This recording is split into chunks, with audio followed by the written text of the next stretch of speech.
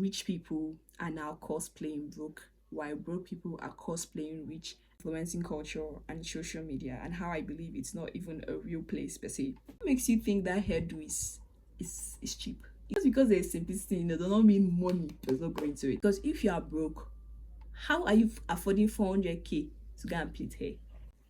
It's not possible unless you're lying to us and be like, why would you spend this amount of money on hair? Can't you see Beyonce? Can't you see Temi or Tenola? She only carries a slick bun. Can't you see? Can't you see? Can't you see? Why? What is your business? I've been talking to Santa, and he told me everything that you want this year. Hi, welcome back to my channel. If you're new here, my name is Lee. Please subscribe to join the tribe. So in today's video, we're going to be talking about influencers culture and maintenance. Okay, you've probably seen videos on the internet where people are be like, come with me, let me go make my hair for 100k, for 400k. Come with me where I make my hair for 150k. Come with me where I do this, and then they call some kind of hefty amount of money. Let's just talk about it. I just want to share my opinion on what I think about this and just have a conversation with you guys about what you also think, because I think not only me will hold this opinion, people might actually think this way as well. So now let's talk about influencing culture and social media and how I believe it's not even a real place per se. So influencing culture, basically, we know that it's fast rising how even businesses now advertise most of their products through, let's say, influencers. Now these are people who have large followings on Instagram or on social media networks, and they're able to, make their community buy a product, use a service, and that is it. Now, the effect of social media has come to a way where you think everything you see is real. People come on the internet, there are a lot of filters, people come on with makeup, people edit their pictures where they give themselves hips, wigs, people even brighten, remove spots from their face, they do whatever they want, and you think social media is a real place. That's why you come online and you see someone and be like, why do you look different from social media and look different on V for real? So basically, first off, I think social media is not really a real place. It's for connection. And I think people want to always claim that it's real. But for real, I don't think it is, because the moment there is an editing coming into it, a posting coming into it, an effect, it no longer becomes real. It just becomes a production which has a touch of reality. If you think social media is real, tell me, let me know. If not, then let's move on.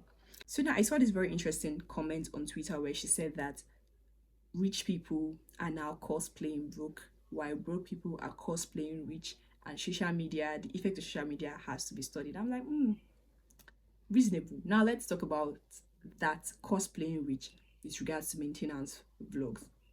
Now there's this analogy online that there's just this opinion online that people who are broke are always the one who are cosplaying rich people, while rich people are cosplaying broke. And I never understand it, because cosplaying is like acting like something that you are not. Rich people love to go with, let's say, slick buns, very minimal hairstyles, and whatnot, hairdo, nails, accessories, and all of that. And then people who appear to be rich go on with the more extravagant, hair looks, extravagant nails. And this is theory I have, right? That is something called the flex culture, where you want to show off in a very big way and that is not really humble. And I don't think rich people are cosplaying broke. I don't think broke people are cosplaying rich. There are exceptions to that rule, obviously. But here's what I think. Some rich people like to appear a certain way, and some rich people like to appear another certain way. Now, there's something I realized where they call quiet luxury, and there's something where it's just loud luxury. Now, two rich people can be in a room where one wants minimal stuff and the other one wants to be extravagant. And that is what they are. Now let's come to the maintenance vlog thing. People start to compare people and say that, oh, can't you see Temi or Tenela just with a sleek bun, a hair, blah blah blah. And I'm like, what makes you think that hairdo is cheap? Is it because it looks simple that it's not cheap? My dear, don't be deceived. Just because there's simplicity in it does not mean money does not go into it. Now let's talk about the people who they call broke cosplaying rich. I also do not understand that, because sometimes these are people who have money and want to just be extravagant. Because if you are broke, how are you affording 400k to go and plait hair? It's not possible unless you're lying to us. It's not possible, meaning they have money, but this is what they want to do. So now I don't think it's something we call cosplaying rich, but rather people who have money wanting to appear a certain way that is different from how you'd want them to appear. Let that sink. So now, with regard to this maintenance vlog thing, right? When people come online to do this comparison, most of the times the standard they use is either themselves or someone who is richer. Now, hear my example.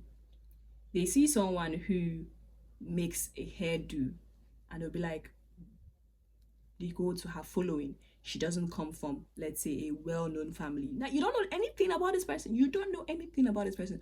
Probably, maybe from her vlogs, she might have shared a part of herself with you, or maybe not even shared anything. But 90% of the time, people don't know about them. And then someone comes online and be like, why would you spend this amount of money on hair? Can't you see Beyonce? She only uses one color of hair. Can't you see Temi or Tenola? She only carries a sleek bun. Can't you see? Now, this standard is what? Someone who is richer. Why? What is your business with what they are carrying on their hair or the amount they want to use on their hair? Okay, it should only concern you if you know that in some way their influence is affecting you, and in that instance, what will you do? Block, delete, mute, and move on. Do you understand? And another one is that they compare with themselves. Now someone be like, come with me to go make my hair for 700k, and someone's like, I cannot come with you, it's too expensive. Why? Because they are comparing it to their pocket. Quite frankly, some of those people may afford that hair and some of them may not be able to afford it. But people who call it a waste of money are basically saying that because they don't have it. Sometimes maybe a poverty mentality, and sometimes it may just be people who just genuinely think it's a waste of money. Always use themselves, people above them, for the standards. And I think for me personally, I don't really mind the amount of people who want to use any amount on their hair. Where I might not even find, I don't even find a problem. Make hair soragi. Do what you want to do.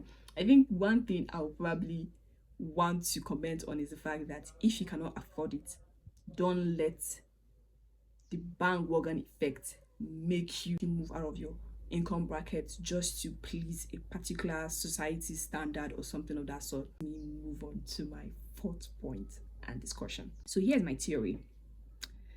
There's something called the flex culture where people want to show in a non-humble manner. And this is one thing that influencing culture has also shown. Because there are 10, 12, 15 influencers who are, like, say, popular, who start to do videos of, oh, come with me to go make my braids for 400k. You see other people who may particularly not have that amount of money also making videos like, oh, call me to go do this, call me to go. And sometimes when they even say come with me, let's be honest, some of them don't pay that amount. But who am I to speak on it? The flex culture, it's heavy and it's deep rooted in people who want to show in a non-humble manner. So you cannot blame them for coming out and acting this way.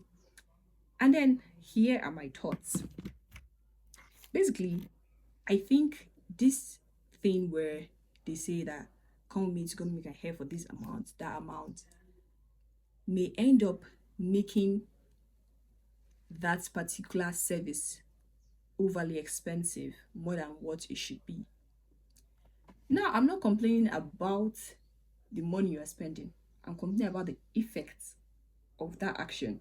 Because now you see how when other saloons, get used to the effect that, oh, young children of this age braid with this amount, they also want to braid with that amount, which in fact starts to affect small businesses and also affect people who cannot afford it.